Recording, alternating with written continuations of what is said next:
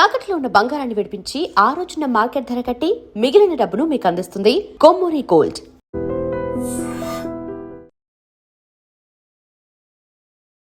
నమస్తే, welcome to I dream inside politics with కవిత.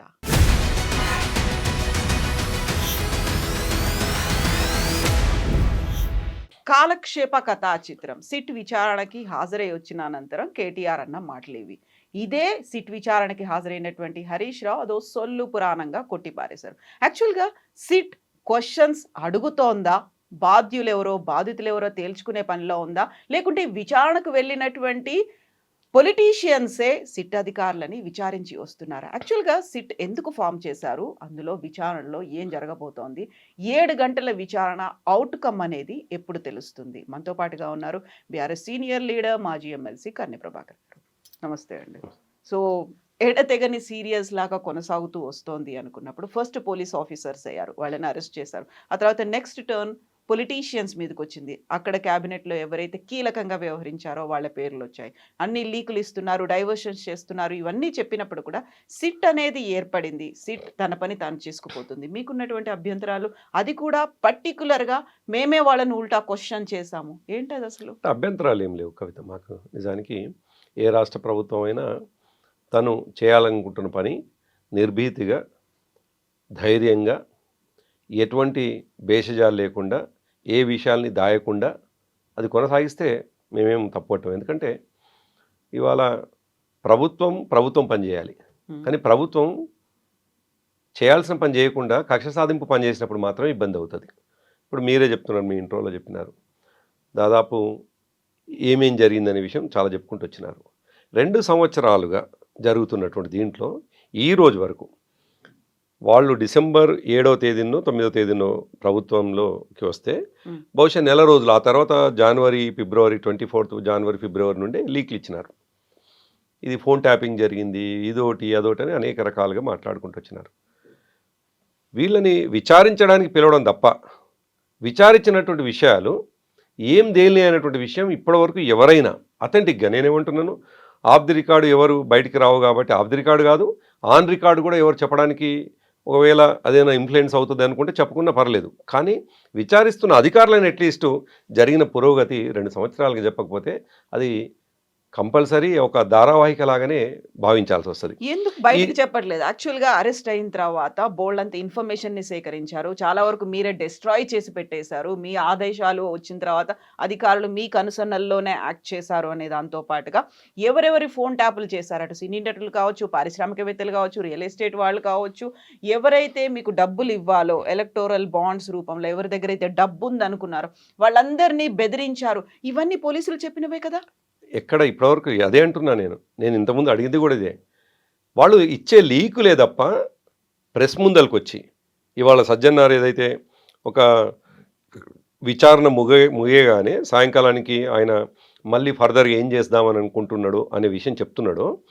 అట్లా ఇప్పటివరకు 2 సంవత్సరాలుగా జరిగినటువంటి ఒక్క విచారణ విషయాన్ని కూడా లీక్ కాకుండా ఇంకేమైనా చేసిండ్రా అని అడుగుతున్నా నేను. వాళ్ళు నిజాయితీగానే ఉంటే దీంట్లో ఏదన్నా మేము తప్పు చేసినాము అనేటువంటి విషయం నిర్ధారణ అయ్యి ఉంటే ఏదన్నా ఒకటి చెప్పాలి కదా బయటకు వచ్చి. మీరు అనేటివన్నీ కూడా ఎక్కడో మీరు సోషల్ మీడియాలో లేకపోతే లీక్ల ద్వారా వచ్చింది అడుగుతున్నదే తప్ప సజ్జన్నారు ఈ మాట అడిగినాడు, మరొక సిట్ అధికారి ఈ మాట అన్నాడు, లేదు ముఖ్యమంత్రి. బట్ వాళ్ళు విచారణలో ఉన్నప్పుడు ఎట్లా వెల్లడిస్తారు? ఎగ్జాక్ట్లీ కరెక్ట్ అన్నారు మీరు. విచారణ జరుగుతున్నటువంటి సమయంలో వెల్లడించొద్దని మేము కూడా అంటున్నాం. అది మేము కూడా ప్రభుత్వంలో ఉన్నాం. మరి విచారణ జరుగుతున్నటువంటి సందర్భంలో లీక్లు ఎట్లా వస్తాయి?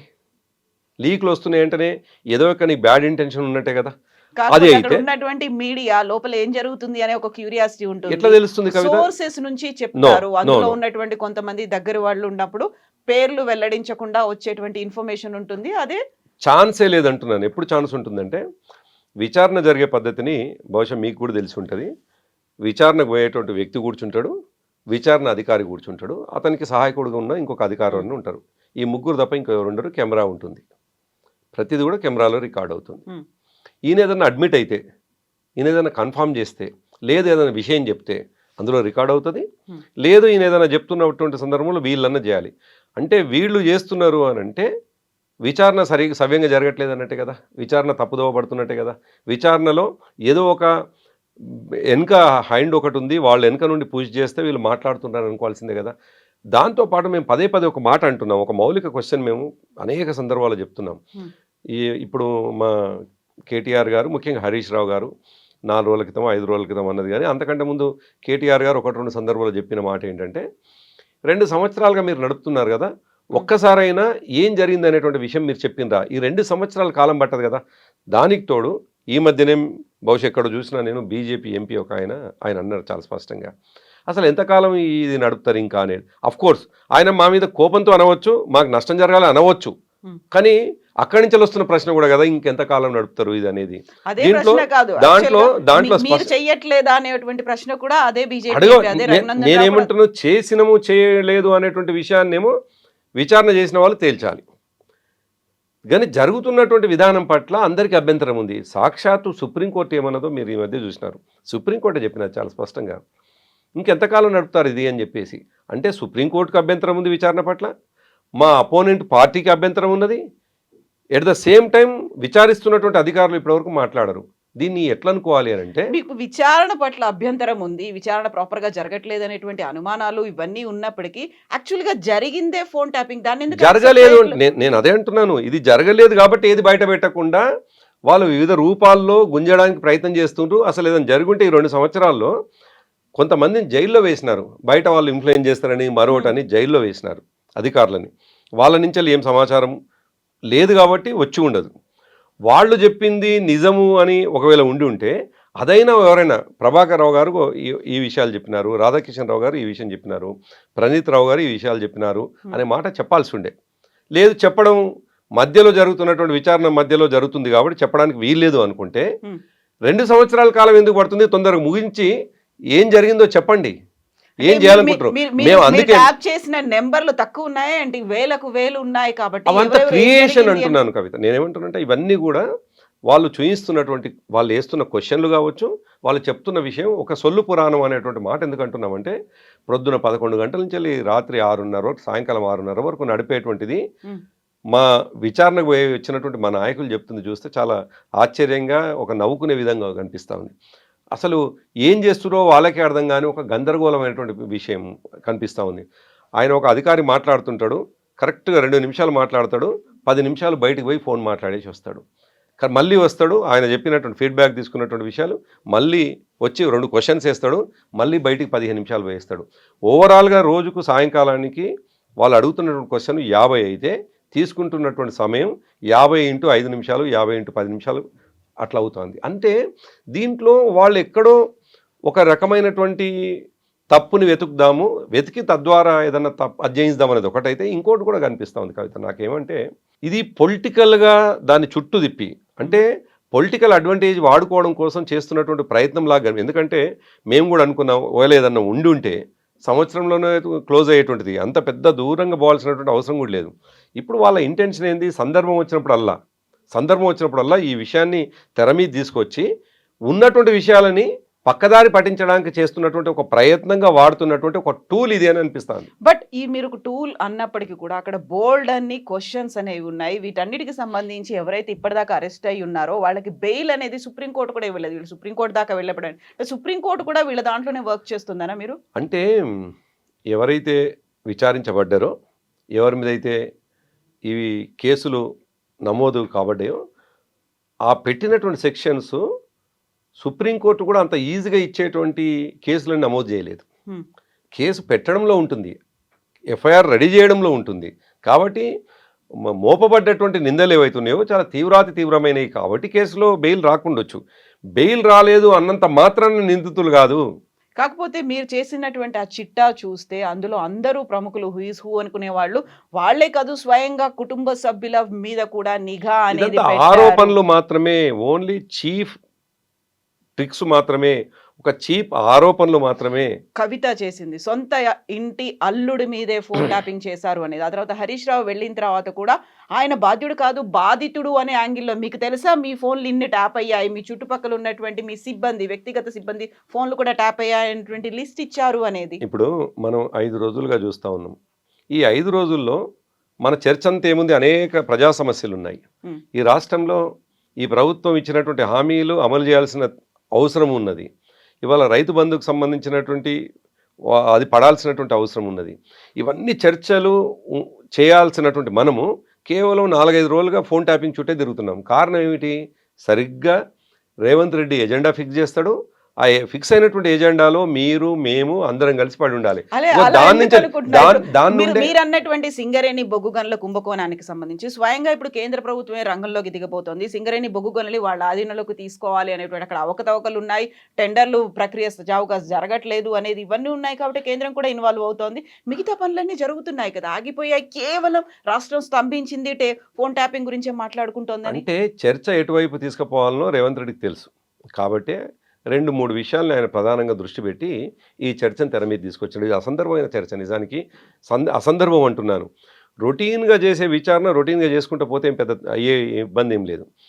3 విషయాలు జరిగినాయి. ఒకటి, వాళ్ళ మంత్రుల మీదనే జరిగినటువంటి ఏదైతే వ్యవహారం ఉన్నదో, మంత్రుల మధ్యలో సయోధ్య లేకపోవడం, వాటాల పంపిణీ, తర్వాత టెండర్ల పంపిణీ, దాంట్లో ఉన్నటువంటి లొసుగులు, దాని నుంచి బయటపడ్డటువంటి టెండర్ల విధానంలో లొసుగులు, ఇవన్నిటితోటి ఒక గందరగోళమై చివరికి మీడియాను కూడా బాధ్యులను చేసి మీడియాకు సంబంధించిన రిప్రజెంటేటివ్స్ని అరెస్ట్ చేసి పంపినారు.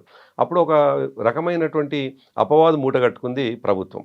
దాని కొనసాగింపుగా మాకు అర్థమైనటువంటి విషయం, కొద్దిగా లోనికి పోతే మేము ప్రతిపక్షంగా ఉన్నటువంటి వాళ్ళం కూడా డెఫినెట్గా దూరంకెళ్ళి గమనించినా ఎందుకు ఈ పరిణామాలు జరుగుతున్నాయో చూస్తాం. అప్పుడు మాకు అర్థమైంది ఏంది, టెండర్లలో అవకతవకలు ఉన్నాయి కాబట్టి అవకతవకల్ని బేస్ చేసుకొని వాళ్ళిద్దరూ కొట్టుకుంటే బయటపడ్డది. కాబట్టి అసలు అవకతవకలు ఏంది అని తెలుసుకుంటే ఈ సింగరేణిలోకి సైట్ విజిటింగ్ అనేటువంటి ఒక కొత్త అది నిబంధన పెట్టి ఆ నిబంధనకు ఎవరికి లాభం జరిగిందని చూస్తే ఆ నిబంధన వల్ల నైని బ్లాక్ని దాన్ని క్యాన్సిల్ చేసినారు, దాని టెండర్ని.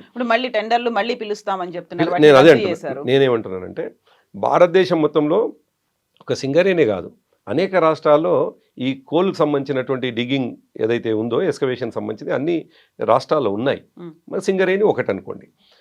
ఇప్పటి వరకు ఎప్పుడు ఎవరు విధించినటువంటి నిబంధన ఈ సైట్ విజిటింగ్ అనేటువంటిది. ఇప్పుడు నేను ఒక కాంట్రాక్టర్ అయి ఉంటే, నేను టెండర్ వేద్దాం అనుకుంటే, నేను డెఫినెట్గా సైట్ చూడకుండా అసలు టెండర్కి పోను. నేను ఫస్ట్ ఎన్ని ఎకరాలు ఉంది, ఎంత ఓబీ ఉన్నది, ఎంత ఓబీని క్లియర్ చేస్తే కోల్ వస్తుంది, ఇది నేను విజిటింగ్ చేయకుండా అసలు పోను నేను. నువ్వు సైట్ విజిటింగ్ చేసినావా చేయలేదా అనేటువంటి ఒక పనికిరాని నిబంధన పెట్టడంతో జరిగింది ఏంటి, వాళ్ళ సొంత బామ్మర్దికి దాంట్లో లాభాలు జరిగినాయి. ఎట్లా లాభాలు జరిగినాయి అని ఒక అడుగు ముందుకేసి మేము ఆలోచించినప్పుడు సింగరేణి ఆ సర్టిఫికేట్ ఇస్తుంది. సింగరేణి సర్టిఫికేట్ కావాలి అని అంటే ఇప్పుడు నాలాంటి వాళ్ళు ఎవరన్నా టెండర్కి పోదాం అనుకుంటే మేమందరం సింగరేణి దగ్గర పోవాల్సిందే. పోయి వాళ్ళ దగ్గర సర్టిఫికేట్ తీసుకోవాలి. తీసుకుంటున్నప్పుడు కవిత తీసుకుంది, ప్రభాకర్ తీసుకుంటూ మరొకరు తీసుకున్నారు. వాళ్ళకి ఆ విషయం తెలిస్తే వెంటనే మీ కాంటాక్ట్ చేస్తారు, నాకు కాంటాక్ట్ చేస్తారు, మీరు ఎట్టి పరిస్థితుల్లో కూడా టెండర్కి పోకండి అని చెప్పేసి చెప్తారు. అంటే ఇదంతా ప్రామాణికంగా చెప్తున్నాను, నేను ఊరికి చెప్పటం లేదు, నేను ఉదాహరణలతో సహా చెప్తాను మీకు. నేను అయితే బేస్ ఉంది దీనికి. వాళ్ళు అంటారు, వాళ్ళు అన్న తర్వాత ఎట్లాగో ముఖ్యమంత్రి స్థాయి మనిషి లేదు, ముఖ్యమంత్రి ఎన్నుకున్నటువంటి మనుషులు బెదిరించడం ద్వారా ఎనికిపోతారు. అప్పుడు ఏమవుతుంది, గతంలో మా ప్రభుత్వంలో ఏదైనా టెండర్ అయితేనేమో -10, -14, -12, ఈ ప్రభుత్వంలోనేమో +8, +12, +20. సో దీంతో అర్థమవుతా ఉంది ఆ సర్టిఫికేట్ ఏదైతే విధానం విధించిండ్రో దాంతో ముఖ్యమంత్రి బామ్మర్దికి లాభం అయిందని మా ఆరోపణ. దీంతో దొరికిపోయినటువంటి రేవంత్ రెడ్డి ఏం చేయాలో అర్థం కాక, మొదటిది నేను చెప్పింది నెంబర్ 1 మంత్రుల సయోధ్య లేకపోవడం, నెంబర్ 2 సింగరేణిలో దొంగతనం బయటపడటం, నెంబర్ 3 ఆయన అమెరికా పోతున్నాడు, దావోస్ పోయిండు. గతంలో వేలు ఎప్పుడు చూసినా ప్రధాన శీర్షిక ఏముంటుందంటే లక్షల కోట్లు తీసుకొచ్చిండని చెప్పేసి ఉంటుంది. అంతా 2 సార్లు 3 సార్లు పోతే 2 సార్లు అనుకుంటాను 6,000 కోట్లు దాటలేదు. అవి కూడా ఇంకేమి ఇన్వెస్ట్మెంట్స్ రాలేదు. అదొక డొల్లతనం బయటపడుతుంది. అక్కడి నుంచి వెళ్ళి ఆయన హార్వర్డ్ పోతా ఉన్నాడు, బాస్టన్లో హార్వర్డ్ పోతా ఉన్నాడు. ఈ 10 రోజులు చర్చ అంతా కూడా ముఖ్యమంత్రి ఈ పరిపాలన వదిలేసి దావోస్కు పోయినా ఫలితం లేకుండా అక్కడి నుంచి హార్వర్డ్ పోయి ఇంగ్లీష్ నేర్చుకోవడానికి పోయి ఆయన సొంతానికి పోయి ఈ విమర్శలు, ఈ 10 రోజుల విమర్శలు ఉండకుండా ఒక చీప్ ప్రయత్నం చేసి ఆయన ఫ్లైట్ ఎక్కినట్టుగా మనకు కనిపిస్తూ ఉంది. అయితే దాంతో పాటు ఒక మాట ఇంకోటి ఉంది. ఈ 3 కాకుండా 4వ అంశం కూడా ఉంది. వస్తున్న మున్సిపాలిటీ ఎన్నికల్లో ఇవాళ ప్రతిపక్షంగా మేమున్నా మిగతా పార్టీలున్నా మా పని ఏమిటి, మేము మా కార్యకర్తల్ని సమాయత్తం చేసుకోవాలి, ఎన్నికలకు పోవాల్సినటువంటి అవసరం ఉంది. మేము ఎన్నికలకు పోవాల్సినటువంటి మా పనిని మా వర్కింగ్ ప్రెసిడెంట్ గారిని విచారణకు పిలుస్తున్నటువంటి సందర్భంలో డెఫినెట్గా మా నాయకత్వం సహజంగా హైదరాబాద్ చుట్టే తిరుగుతుంది ఇక మా తెలంగాణ భవన్ చుట్టూ తిరగాలి. సో వీళ్ళు పని చేసుకోకూడదు, మున్సిపల్ ఎన్నికల్లో వీళ్ళు పని చేసుకోకూడదు. వాళ్ళేమో కాంగ్రెస్ పార్టీకి సంబంధించిన వాళ్ళేమో పోలీసుల చేతనేమో విచారణ సాధిస్తున్నారు, వాళ్ళు చేసుకునే పని వాళ్ళు చేస్తున్నారు. మా మా మీద అది చేసేది ఇప్పుడు మా వర్కింగ్ ప్రెసిడెంట్ మా డిప్యూటీ నిజంగా అక్కడ లీడరు కక్ష సాధింపే ఉంది. అసలు ఏమీ లేదనుకున్నప్పుడు అందరూ ఊర్ల నుంచి వచ్చేసి హైదరాబాద్ లోనే మీరెందుకు ఉండాలి, మీ పనులు మీరు కవిత చేసుకోవచ్చు ఇప్పుడు కదా. ఏమంటున్నానంటే ఆయన మా వర్కింగ్ ప్రెసిడెంట్, నథింగ్ బట్ మా ప్రెసిడెంట్ ఆయన I know, హరీష్ రావు గారు మా డిప్యూటీ లీడర్. డెఫినెట్గా ఒకరి ఇంట్లో తమకు సన్నిహితులు ఉన్నట్టు బంధువులకు జ్వరం వస్తేనే వాకప్ చేసి పోయేస్తుంటాం. అటువంటిది ఆయన మీద కక్షపూరితమైనటువంటి కేసు పెట్టి కక్షతో పిలిపిస్తూ ఉంటే డెఫినెట్గా పార్టీ అండగా ఉంటుంది. మాది 60 లక్షల సభ్యత్వాలు ఉన్నటువంటి పార్టీ మాది, అంత ఈజీ పార్టీ బట్ కాదు. మీరు ఏమీ లేదు అని చెప్తున్నప్పటికీ సరే, మీరు ఒక మీ పార్టీ వర్కింగ్ ప్రెసిడెంట్ కాబట్టి అన్ని వదులుకొని ఇక్కడే హైదరాబాద్కి వచ్చిండ్రు అని చెప్పినప్పటికీ అక్కడ ఉన్నటువంటి కంప్లైంట్స్ ఉన్నాయి. సరే పోలీసులు ఏదో డైవర్షన్ చేస్తున్నారు, ప్రభుత్వం ఏదో చేయిస్తోంది, ఇవన్నీ చెప్తున్నప్పటికీ సంధ్యా శ్రీధర్ రెడ్డి డైవర్షన్ మీరు ఎలక్టోరల్ బాండ్స్ బెదిరించి మరీ తీసుకున్నారు, 10 కోట్లు 12 కోట్లు అనేది. వార్ రూమ్లను ఏర్పాటు చేశారు, ఇజ్రాయెల్ నుంచి నిఘాకి సంబంధించి పరికరాలు తెప్పించారు, అవన్నిటికీ బీఆర్ఎస్ నుంచే ఫండ్స్ వెళ్ళాయి. ఇవన్నీ కాదా? ఇవన్నీ ఆరోపణలు నిరాధారాలు. ఏమంటున్నా ఫైనల్ రిపోర్ట్ వాళ్ళు ఇచ్చి సంధ్యా శ్రీధర్ రెడ్డి ఏదన్నా కమిట్ అయిందా, లేదు మేము ఇజ్రాయెల్ టెక్నాలజీ వాడినామా లేదా, వచ్చినటువంటి విచారించబడ్డటువంటి వాళ్ళు ఏం కమిట్ అయినరు అనేటువంటి విషయం ఎప్పుడు తెలుస్తుంది? ఫైనల్గా తెలవాలి. అదర్వైజ్ ఇది ప్రాసెస్ కదా. నేనేమంటాను, అదర్వైజ్ ఎవరైనా చెప్పాలి. ఎవరు చెప్తున్నారు అంటున్నాను. అది నేను మౌలికమైన క్వశ్చన్ని వాళ్ళు ఎక్కడి నుంచి ప్రశ్న. మా కేటీఆర్ గారు ప్రశ్న అడిగినా సమాధానం రావట్లేదు, మీలాంటి వాళ్ళని నేను అడిగినా మీ నుంచి కూడా సమాధానం రావట్లేదు. మీరు ఇంకెవరినైనా అధికార పక్షానికి సంబంధించిన వాళ్ళని ఇంటర్వ్యూ చేసైనా అడగండి. బీఆర్ఎస్ వాళ్ళ క్వశ్చన్ ఒకటే, ఇవన్నీ ఎక్కడి నుంచి వస్తున్నాయి ఈ చర్చలన్నీ? ఇవన్నీ కూడా అధికారులు ఇచ్చినటువంటి వివరాలు. ఒక పెద్ద ఆయన చెప్పారు, పెద్ద ఆయన లీక్ అయితే ఏంటి, అక్కడ ఉంది జరుగుతోంది అదే కదా. నేను అందుకే అంటున్నాను అక్కడ అది జరగటం లేదు, వాళ్ళు లీక్ మాత్రమే ఇస్తున్నారు. వాళ్ళేమో లీక్ ఇస్తున్నారు, మేమేమో స్ట్రైట్గా వచ్చి చెప్తున్నాం. ఏం చెప్తున్నాం? మీరు 10 ఏళ్ల పాటు అధికారంలో ఉన్నారు, అక్కడ జరిగినటువంటి విచారణలో ఏం జరిగింది అనేది మినిట్ టు మినిట్ అప్డేట్లు అన్ని వచ్చి ప్రెస్ మీట్ లాగా పెట్టి కూర్చొని మాట్లాడేవాళ్ళ, చెప్పేవాళ్ళ? లేదు కదా. విచారణ డ్యూ కోర్స్ అనేది ఉంది, law will take its own course అన్నట్టుగా. నేను అగ్రి అవుతా కవిత, నేను 100%. మేము అధికారంలో ఉన్నాం 9.5 సంవత్సరాలు, ప్రభుత్వం ఏం చేయాలో అదే చేయాలి. దాంట్లో ఇప్పుడు 2 సంవత్సరాలుగా నడుపుతా ఉన్నారు వీళ్ళు. ఈ 2 సంవత్సరాల్లో లీకులు తప్ప ప్రామాణికమైనటువంటి ఒక విషయాన్ని బయటికి చెప్పి తద్వారా ఇది నిజమే అనేటువంటిది లేదు అంటున్నాను. ఈ లీకుల ద్వారా మీరు క్వశ్చన్ అడిగినా నా నుంచి వచ్చే ఆన్సరు నిజానికి మాకు అనుమానమైనటువంటి ఆన్సరే నేను ఇస్తాను. ఎటువంటి అనుమానమైనటువంటిది? వాళ్ళు మా మీద కక్ష సాధింపులో భాగంగా చేస్తున్నారు అనేటువంటిది. ఎప్పుడు ఇది అథెంటిక్గా ఉంటుంది అంటే జరిగినటువంటి వివరాలన్నీ కూడా కేటీఆర్ గారు ఇది కమిట్ అయినారు, హరీష్ రావు గారు ఇది కమిట్ అయినారు, ప్రభాకర్ రావు గారు ఈ విషయాన్ని ఆయన అడ్మిట్ అయినారు ఈ విషయంలో అని మాట చెప్పారు. అసలు చెప్పలేరు కదా. చెప్పినప్పుడు అదంతా విచారణలో భాగంగా జరుగుతోంది. ఫస్ట్ పోలీస్ ఆఫీసర్లు అయిపోయారు, నెక్స్ట్ మీ టర్న్ వచ్చింది కదా. మీరు అధికారులుగా ఎవరైతే ఉన్నారో లేకపోతే అక్కడ అధికారంలో ఎవరైతే ఉన్నారో వాళ్ళతోనే కదా. ఇది 6 నెలల్లో ముగిసేటువంటి వ్యవహారం. ఒకవేళ 10 ఏళ్ల పాటు జరిగిందంతా 6 నెలల్లో కంప్లీట్ అయిపోతుంది అంటారా? ఎగ్జాక్ట్లీ.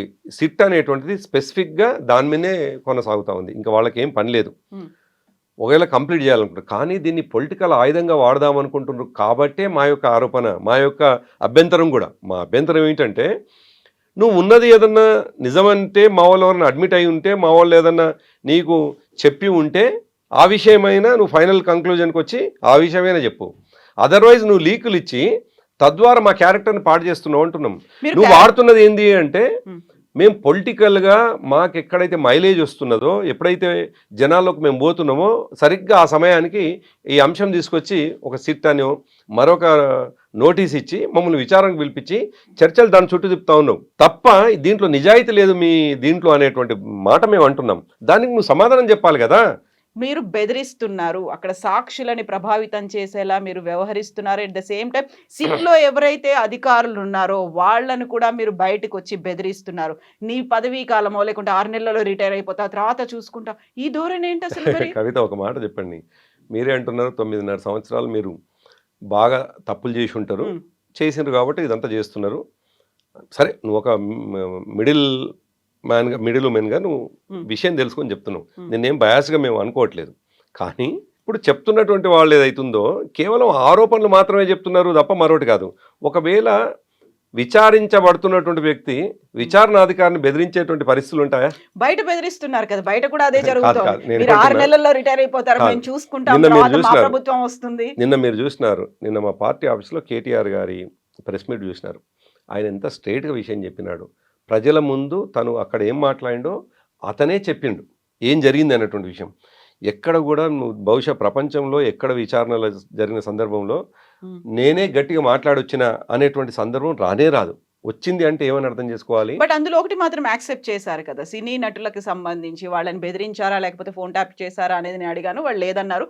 ఆ వివరణ అయితే సజ్జనార్ ఇచ్చారు కదా. కాదు, నేను అది సజ్జనార్ ఇవ్వలేదు, అక్కడ విన్న విచారణాధికారి ఆయన రాసుకున్నటువంటి ప్రశ్నల్లో అది లేదు అనే విషయం చెప్పి ఉంటాడు. తనంటూ ఇప్పుడు మీరు చెప్పిన ప్రకారమే దాని కొనసాగింపే. మీరు ఏమంటున్నారంటే ఈ లీకులు వచ్చిన దాని మీద నన్ను క్వశ్చన్ అడుగుతున్నారు. సమాజంలో ఉన్న క్వశ్చన్ కూడా అదే. ఈ లీకులే అబద్ధం అనేటువంటి ఒక మాట అయితే దాని కొనసాగింపు ఏంటి? ఆ లీకులు ఏమిటి? సినిమా యాక్ట్రెస్లకు సంబంధించి, బిల్డర్లకు సంబంధించి, మరొకరికి సంబంధించి ఈ వివిధ రకాలుగా లేదు ఆ ఎలక్ట్రల్ బాండ్కు సంబంధించినటువంటి విషయాలు అడిగినారు. ఇప్పుడు ఆ లీకులు అనేటువంటి విషయము అబద్ధము అనేటువంటి మాటని చెప్పడానికి మా కేటీఆర్ గారు నిన్ను అడిగినటువంటి ప్రశ్ననే ఇప్పుడు అప్పటిదాకా లీక్ అనేది అబద్ధం అనేది ఇప్పుడు తేలిపోయింది కదా. ఇప్పుడు మీరు ఇంతకుముందు చెప్పినట్టుగా అందులో నిజం ఉంటేనే ఎవరి ద్వారా తెలుస్తుంది కదా అని. ఇప్పుడు ఆ విచారణ అధికారే చెప్పినటువంటి మాట ఏంటంటే ఆ ప్రశ్ననే లేదు ఇందులో కాబట్టి అని అంటున్నాడు. అంటే అర్థమైంది ఏదో ఒక రకంగా మా నాయకుడి మీద బురద జల్లడం కోసం జరుగుతున్నటువంటి ప్రయత్నము. దానికి నాయకుడి మీద కాదు, మొత్తం ప్రభుత్వం, అక్కడ సీఎం, మంత్రివర్గము, అధికారులు అందరినీ మిస్యూజ్ చేశారు అనే దాంతో పాటుగా ఎలక్షన్స్ కోసం మీరు ఏర్పాటు చేసుకున్నటువంటి వార్ రూములు అనేవి హైదరాబాద్లో డిఫరెంట్ ప్లేసెస్లో ఉన్నాయి. అది కూడా ఒక మీడియా అధినేత ఇంట్లో ఏర్పాటు చేసుకున్నారు, సిరిసిల్లలో ఏర్పాటు చేసుకున్నారు. వార్ రూమ్ అంటే మీ ఎలక్షన్ స్ట్రాటజీని మీరు చూసుకోవాలి తప్ప ఫోన్లను ట్యాప్ చేసుకోవడానికి స్పెషల్ మెకానిజంని అక్కడ ఎందుకు పెట్టుకున్నారు? ఎందుకు బెదిరించారు ఎలక్టోరల్ బాండ్స్ కావాలని? నేను అక్కడికి వస్తాను. అయితే విచారించబడుతున్నటువంటి వ్యక్తి విచారణ అధికారినే బెదిరించేటువంటి పరిస్థితి ప్రపంచంలో ఎక్కడన్నా ఉంది అంటే నికార్సుగా ఉన్నటువంటి సందర్భంలోనే, ధైర్యంగా ఉన్నటువంటి సందర్భంలోనే, నేనేం తప్పు చేయలేదు అని బలంగా నమ్మినటువంటి సందర్భంలోనే, కాన్షియస్గా ఉన్నటువంటి సందర్భంలోనే ఆ స్థాయిలో మాట్లాడతాడు. బెదిరించారు అంటే అక్కడ అహంకారం అనేది కనిపిస్తుంది. క్వశ్చన్ చేయొచ్చు కదా. కాదు, బెదిరించుడు కాదు అది. దాన్ని క్వశ్చన్ చేసినా అని వాళ్ళేమో బెదిరించిండ్రు అని అనవచ్చు. కానీ కేటీఆర్ గారు నేనే అసలు చాలా విచిత్రమైనది, నాకు అదే ఆశ్చర్యం అనిపిస్తుంది. నిన్న నుంచి నేను కూడా నవ్వుకుంటా ఉన్నాను. ఇన్వెస్టిగేషన్కు అధికారులు పిలిస్తే కేటీఆర్ గారే వాళ్ళని ఇన్వెస్టిగేట్ చేసి వచ్చినారు. అంటే అర్థం ఏంటి? ఈయనని ఇన్వెస్టిగేట్ చేస్తున్నటువంటి అధికారుల దగ్గర పసలేని ప్రశ్నలు ఉన్నటువంటి సందర్భంలో ఆ ప్రశ్నలకు మరొక ప్రశ్నని మీ దగ్గర ఏమున్నాయో చెప్పండి అని మా వర్కింగ్ ప్రెసిడెంట్ గారు అడుగొచ్చినప్పుడే ఆయన ఎంత నిజాయితీగా తను ఆన్సర్స్ని చెప్పొచ్చిండో మనం అర్థం చేసుకోవాలి ఒకటైతే. ఇక రెండోది మీరు అడిగినట్టుగా ఇవన్నీ కూడా మళ్ళీ రిపీటెడ్గా మళ్ళీ అదే చెప్తాను, అది బోర్ అనిపించినా కానీ మా వార్ రూమ్లను ఏర్పాటు చేసుకోవడము, అక్కడ ఇన్స్ట్రుమెంట్స్ని తీసుకోవడము, ఇజ్రాయెల్కి సంబంధించినటువంటి ఇన్స్ట్రుమెంట్స్ని వాడిండ్రు అని ఇవంతా కూడా ఓన్లీ హైపోథికల్, ఓన్లీ లీక్ అనేది తప్పు అనేది ఇప్పుడు మీరే అంటున్నారు. ఆ లీక్ తప్పు అయిపోయింది కదా సినిమా యాక్టర్లకు సంబంధించినటువంటి విషయం, అది అబద్ధమే కదా. అది కూడా అబద్ధమే అంటున్నాను. ఆయన కంప్లైంట్ చేశారు కదా వెళ్ళి, అది తేలాలి కదా, ఫైనల్ కావాలి కదా. నేనేమంటున్నానంటే ఫైనల్ ఆయన కంప్లైంట్ ఎవరి మీద చేసిండు, ఏ వ్యక్తి మీద చేసిండు? ఆయన ఎలక్టోరల్ సరే సంధ్యా శ్రీధర్ అనేటువంటి వ్యక్తి పట్ల ఇవాళ సమాజంలో అనేక రకాలైనటువంటి ప్రశ్నలు ఉన్నాయి. నాకు తెలిసి ఇప్పటికీ ఆయన మీద 39 కేసులు ఉన్నాయి. 39 కేసులు మోపబడ్డటువంటి వ్యక్తి మొట్టమొదటిసారి బయటకు వచ్చి తన ఆరోపణలు ఏం చేయటం లేదు. అనేక ఆరోపణలు ఆయన దగ్గర నుంచి అయితే డబ్బులు వచ్చాయి కదా. మాకొక్కరికి రాలేదు కవిత, దాదాపు బీజేపీకి, కాంగ్రెస్కి, అన్ని పార్టీలకు ఎలక్టోరల్ బాండ్స్. నేను శ్రీధర్ని కోడ్ చేసి చెప్పట్లేదు. ఎంటైర్ ఈ దేశంలో ఎలక్టోరల్ బాండ్స్ కంపల్సరీ ప్రతి పార్టీకి ఇస్తారు. అదేవిధంగా మాది కూడా రిజిస్టర్డ్ పార్టీ, రికగ్నైజ్డ్ పార్టీ కాబట్టి మాకు ఇచ్చిండ్రు. అదేం పెద్ద తప్పు కాదు. నేరంగా బీజేపీ భావించదు, కాంగ్రెస్ భావించదు. వాళ్ళకి ఇచ్చిన ఈ పేపర్లు వచ్చింది, మాకు ఇచ్చిన పేపర్లు వచ్చింది. సో దాన్ని ప్రామాణికంగా తీసుకోవాలి. ఆయన బెదిరించినరా లేదా అనేది ప్రశ్న. ఆ బెదిరించినరా లేదా అనేటువంటి విషయాన్ని ఆయన బ్యాక్గ్రౌండ్ ఒకసారి ఆలోచించినప్పుడు, అలాంటి బ్యాక్గ్రౌండ్ సరే సంధ్యా శ్రీధర్ రెడ్డి ఎక్స్క్యూజ్ ఏమో, అలాంటి బ్యాక్గ్రౌండ్ లేని వాళ్ళని కూడా ఫార్మా కంపెనీలు, రియల్ ఎస్టేట్ వాళ్ళు, వీళ్ళందరినీ కూడా బెదిరించారు. సరే సంధ్యా శ్రీధర్ రెడ్డిని పక్కన పెడదాం, ఆయనకి ఏదో బ్యాక్గ్రౌండ్ ఉంది, ఆయన మీద కేసులు ఉన్నాయి అనుకుంటే దెన్ వాట్ అబౌట్ అదర్స్? అంటే ఇది ఆరోపణ మాత్రమే అంటున్నాను నేను. ఆరోపణలో వాస్తవం లేని ఆరోపణలకు ప్రశ్నకు సమాధానం ఎక్కడిది అసలు? జవాబు లేని ప్రశ్నలు అవి. అందుకే ఇది ఎప్పుడు కంక్లూడ్ అవుతుంది అంటే, ఎవరైనా మమ్మల్ని ఫలానా పని చేసిండ్రు అనేటువంటి విషయం, ఆ చేసినటువంటి వాళ్ళ కొనసాగింపుగా జరుగుతున్న విచారణలో మా వాళ్ళు ఎక్కడైనా అడ్మిట్ అయ్యి నిజమే ఈ పని మేము చేసినాం అన్నాక ఫైనల్ అదొస్తే అధికారులు చెప్పారు కదా మేము చేసాము, మాకు అధికారులు ఇవాళ చెప్పే రోజు నెంబర్లు పంపించారు. ఒక పెద్ద ఆయన చెప్పేవారు, ఆ పెద్ద ఆయన ఎవరు అనేది ఇప్పుడు బిగ్గెస్ట్ క్వశ్చన్ మార్క్. రోజు పేపర్ల మీద రాసి పంపించేవాళ్ళు. పెద్ద ఆయన అంటే డెఫినెట్గా ఆ డిపార్ట్మెంట్కి సంబంధించినటువంటి డీజీపీ గారు పెద్ద ఆయన ఉంటాడు, కమిషనర్ గారు పెద్ద ఆయన ఉంటాడు, హోమ్ మినిస్టర్ అయి ఉండొచ్చు, అనేక మంది పెద్ద ఆయనలు ఉంటారు. సీఎం ఉండొచ్చు. వాళ్ళ దాంట్లో పెద్ద ఆయన భాష అంటే ఇప్పుడు మనం అనుకుంటే అనేక మంది ఉంటారు, ఒకరేం కాదు. మీరు సీఎం అని మీరు భావిస్తే ఇంకో ఆయన ఇమీడియట్ హెడ్ అని అనుకుంటారు. కానిస్టేబుల్ ఏమో ఎస్ఐని హెడ్ అనుకుంటాడు, ఎస్ఐ ఏమో ఇన్స్పెక్టర్ని హెడ్ అనుకుంటాడు, ఇన్స్పెక్టర్ ఏసీపీని హెడ్ అనుకుంటాడు, ఏసీపీ డీసీపీని అనుకుంటాడు, డీసీపీ డీఐజీని అనుకుంటాడు, డీఐజీ వాళ్ళు డీజీపీ అని అనుకుంటారు. ఇది ఒక హెరార్కీ ఉంటుంది. దాంట్లో పెద్ద ఆయన అనగానే కేసీఆర్ గారే, పెద్ద ఆయనగానే ముఖ్యమంత్రి, పెద్ద ఆయనగానే హోంమంత్రి అని మనం ఊహించుకునే కంటే పోయినటువంటి వాళ్ళు విచారణలో ఏం చెప్తున్నారు అనేటువంటి విషయమే ఇప్పుడు ప్రధానం. మనం ఈ మధ్యకాలంలో చూసినది సరే, పోలీస్ అధికారులను పిలిచి వాళ్ళని బెదిరించినరా, భయపెడుతున్నారా, వాళ్ళని జైల్లో వేసి మానసికంగా కుంగదీస్తున్నారా, తద్వారా ఏమైనా రాబట్టాలనుకుంటున్నారా, అది ఒకటైతే అదంతా జరిగిన తతంగం తర్వాత పొలిటికల్ లీడర్స్ని పిలుస్తున్నటువంటి సందర్భంలో మా నాయకులు ఎవరు పోయినా, ఏ స్థాయి వాళ్ళు పోయినా, నేనేమంటున్నా చిన్న స్థాయి పెద్ద స్థాయి కాదు, పొలిటికల్ లీడర్ అనేవాడు ఏ స్థాయి అయినా, మా వర్కింగ్ ప్రెసిడెంట్ గారి నుంచి మొదలుకొని ఒక సామాన్య కార్యకర్త వరకు పిలిస్తే కూడా పోయొచ్చిన తర్వాత వాళ్ళది ఒకే రకమైనటువంటి రెస్పాన్స్ ఉంటున్నది. ఈ పనికిమాలిన క్వశ్చన్లతోటి సమయం వృధా చేస్తుండే తప్ప, దీన్ని రాజకీయంగా వాడుకుంటున్నే తప్ప, దీంట్లో ఎటువంటి ఒక మౌలిక క్వశ్చన్స్ లేవు, ఒక ఎస్టాబ్లిష్డ్ అది లేదు అనేటువంటి మాట చెప్తున్నారు. దాంతో అర్థమవుతుంది ఏంటంటే దీని వెనుక ఒక కుట్ర దాగి ఉన్నది, ఒక పొలిటికల్ కుట్ర దాగి ఉన్నది. ఏదన్నా విషయం మనం తెర మీదకి తీసుకురాగానే ఆ తెర మీద తీసుకొచ్చిన విషయాన్ని పక్కన పెట్టడానికి, అది ప్రజలు మర్చిపోవడానికి తెస్తున్నటువంటి ఆరోపణలో భాగంగా ఇటువంటి సిట్ విచారణలు అనే విషయం చాలా స్పష్టంగా కనిపిస్తూ ఉన్నాయి. అందుకే ఇవన్నీ ఆరోపణలు మాత్రమే. నెక్స్ట్ టర్న్ సంతోష్ రావు ఉన్నారు, ఆ తర్వాత కవిత ఉంది, తర్వాత కేసీఆర్ వస్తారు అనే మాటలు. అదే ఇవన్నీ కూడా లీక్లే. నేను ఏమంటున్నాను, బట్ వాళ్ళందరూ రెడీగా ఉన్నారా? కవిత గురించి మీకు తెలియకపోవచ్చు, బట్ సంతోష్ రావు కావచ్చు, కేసీఆర్ కావచ్చు, వాళ్ళైతే వస్తారా? కేసీఆర్ గారు చట్టాన్ని గౌరవిస్తారు. చట్టంలో భాగమైనటువంటి సందర్భానుసారంగా కానిస్టేబుల్ ఆపితే కూడా ఆగిపోతారు. కేసీఆర్ గారు ముఖ్యమంత్రిగా ఉండవచ్చు, ఏదన్నా పోతుంటే కానిస్టేబుల్ ఆపితే కూడా ఆగిపోతారు. ఆయనకు చట్టం పట్ల అంత అచంచలమైన విశ్వాసం, గౌరవం కూడా. ఆల్రెడీ దానికి సంబంధించి అప్పుడు అటెండ్ అయ్యారు. పిలుస్తున్న వాటి వాళ్ళ ఇంటెన్షనే బ్యాడ్ ఇంటెన్షన్ ఉన్నప్పుడు, దాంట్లో ఎక్కడైనా టెక్నికాలిటీస్ ఏదైనా ల్యాబ్స్ ఉన్నప్పుడు మాత్రం తన వైపు నుంచి క్వశ్చన్ వస్తుంది. మీరు గతంలో చూసినారు, విచారణ అని చెప్పేసి, కాళేశ్వరం విచారణ అని చెప్పేసి ఒక రిటైర్డ్ జడ్జి చేత విచారణ చేయిస్తే ఎల్ నరసింహారెడ్డి గారికి దాన్ని అప్పచెప్తే ఆయన విచారణ కంప్లీట్ కాకముందుకే చాలా విషయాలు బయట పెడితే ఆ రోజు మేము క్వశ్చన్ వేసినాం. మళ్ళీ అలాంటి క్వశ్చన్స్ రాకుండా ఉండడానికి ఇప్పుడు బయట పెట్టట్లేదు కదా. నేను అందుకేమంటా, ఇది పెట్టిందా పెట్టలేదు కాదు, అటువంటి సందర్భం తప్ప విచారణ నిజాయితీగా జరుగుతుంటే తప్పకుండా మా కేసీఆర్ గారిని పిలిస్తే డెఫినెట్గా వస్తారు. కానీ కేసీఆర్ గారిని పిలిచి, కేసీఆర్ అంటే ఇప్పటికే అనేక రకాలుగా మా నాయకులని ఇబ్బంది పెట్టే ప్రయత్నం చేస్తుంటే కేసీఆర్ గారిని కూడా పిలిచి ఇబ్బంది పెట్టాలని ప్రయత్నం చేస్తే కేసీఆర్ గారు హాజరు కావడానికి ఇబ్బంది పడరు. కానీ ప్రజల నుంచి వచ్చేటువంటి రిటాలియేషన్ ఏ స్థాయిలో ఉంటుందో అదే అనబోతుంది. ఏమీ లేదనుకోండి, ఊరికే అదేదో మీకు డైవర్షన్ పాలిటిక్స్ లో భాగంగా పిలిచారు, ఇబ్బంది అనేది కూడా మీకు ఇబ్బంది కాకపోవచ్చు కదా, ప్రజల వైపు నుంచి పాజిటివ్ గా రావచ్చు కదా. ఎస్, నేను అదే అంటున్నాను. కేసీఆర్ గారిని ఇంటెన్షనల్ గా ఇబ్బంది పెడుతుండ్రు అని కనిపిస్తే డెఫినెట్గా ప్రజల నుంచి వచ్చేది ఏందో వాళ్ళు చూడక తప్పదు. నేను అందుకే అంటున్నాను, విచారణకు వ్యక్తిగా తను రావడము అనేటువంటిది సహజంగా జరిపోయేది, కానీ దాని కాన్సిక్వెన్సెస్ మాత్రం చాలా సీరియస్గా ఉంటాయి అంటున్నాను నేను. ఎందుకంటే ఈ రాష్ట్రాన్ని 9.5 సంవత్సరాల పాటు సీరియస్గా అంటే ఏం చేస్తారు, ఏం జరుగుతుంది, ప్రజల నుంచి వచ్చేటువంటి అల్టిమేట్గా ప్రజాస్వామ్యంలో ఏం జరుగుతుంది, వాళ్ళు రిజిస్టర్ చేసుకున్నటువంటి డిసెంట్ని, వాళ్ళు రిజిస్టర్ చేసుకున్నటువంటి అభ్యంతరాన్ని సందర్భం వచ్చినప్పుడు ఓటు ద్వారా మరొక పద్ధతుల్లో ఆ ప్రభుత్వాలను కూలగొడతారు. అలా అయితే అది మీకే బెనిఫిట్ అవుతుంది కదా. అందుకే లెట్ దెమ్ డూ అనే మేము పోతున్నాం. ఇప్పుడు కవిత, మీరు ఇంకా క్షుణ్ణంగా ఒక విషయాన్ని అర్థం చేసుకుంటే, 3 రోజుల క్రితం హరీష్ రావు గారిని పిలిచినప్పుడు ఆయన సిద్దిపేటలో ఎక్కడో కార్యక్రమాలు ఉన్నాడు. మరుసటి రోజు కూడా ఆయన కార్యక్రమాలు కొనసాగే అది ఉన్నాయి. రాత్రి 8 గంటల ప్రాంతాన సిట్ నోటీస్ అందింది అనగానే హడావుడిగా తన ప్రోగ్రామ్స్ అన్ని కంప్లీట్ చేసుకొని రాత్రి 12కు హైదరాబాద్ చేరుకున్నాడు. ఒకవేళ మాలో ఏవైనా తేడాలు ఉంటే, మేము తప్పులు చేసినామనే భయం మాలో ఏమైనా ఉంటే, అది నిజమనేటువంటి విషయం ఏమాత్రం అనుమానం ఉన్నా ఇవాళ రాము మరోసారి వస్తామని చెప్పేసి అంటుంటుంది. ఇవాళ ఉత్తరం రాసే అవకాశం కూడా ఉంది. నిజంగా సిట్టు విచారణ అనే కాదు, ఏ విచారణ అధికారులైనా పర్మిట్ కూడా చేస్తారు. అటువంటిది రాత్రి 8 గంటలకు పిలిస్తే ప్రొద్దున 11 గంటలకు హాజరైనాం. కేటీఆర్ గారిని సాయంకాలం 4:30-5 గంటలకు పిలిస్తే ప్రొద్దున్నే 11 గంటలకు హాజరైనాం.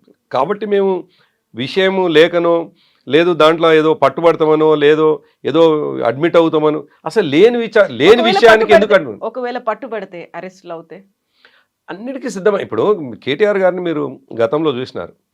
ఆయన ఫార్ములా ఈ రేసుకు సంబంధించినటువంటి విషయంలో స్పష్టంగా చెప్పినారు, ఇది కక్ష సాధింపులో భాగంగా నన్ను జైలుకు పంపిస్తే నేను పోవడానికి సిద్ధము అని. ఇప్పుడు ఈ దేశ చట్టాలని లోబడి మనం ఉండాల్సిన వాళ్ళం. మనమేం అతిథులం కాదు. మాజీ ముఖ్యమంత్రులు అతిథులు గారు, మాజీ ప్రధానులు కూడా అతిథులు గారు. ఈ దేశ చట్టాలకు లోబడి, రాజ్యాంగానికి లోబడి ఉండాలి.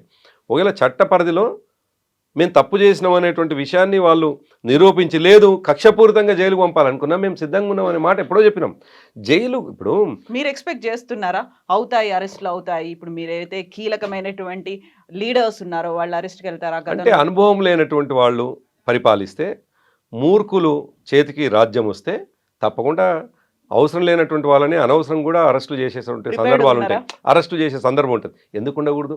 ఎందుకంటున్నాను, మూర్ఖుల చేతికి రాజ్యం వస్తే, ఏమాత్రం పరిపక్వత లేకుండా పరిపాలిస్తే, వాళ్ళు నిర్ణయాలు తీసుకుంటే, అది అరెస్టు రూపంలో ఉంటే తప్పకుండా ఈ చట్టాల మీద గౌరవం ఉన్నటువంటి మేము తప్పకుండా దాని పరిధిలో ఉండి పనిచేస్తాం. ఎటువంటి అనుమానం లేదు. Yes, Andy. Thank you so much, Andy. Thank you. And for more videos, please subscribe to iDream. Please subscribe to iDream. Please subscribe iDream. And please subscribe to iDream. For more videos, subscribe to iDream. please like, share and subscribe to the channel. Congratulations, iDream. Subscribe to iDream. Subscribe to iDream. So subscribe to iDream Media. iDream ki iDream team andarki huge congratulations. Please subscribe iDream Media. Please subscribe to iDream. Subscribe iDream. Please subscribe to iDream. iDream అంటే నా కళల ఛానల్ను subscribe చేసుకున్న నోరు తిరుగుతలేదు.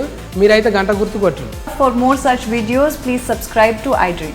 Subscribe to iDream. Please subscribe to iDream. Please subscribe iDream Media. Please do subscribe to iDream. Please subscribe to iDream Media. For best entertainment and information, please subscribe iDream. And don't forget to subscribe to iDream.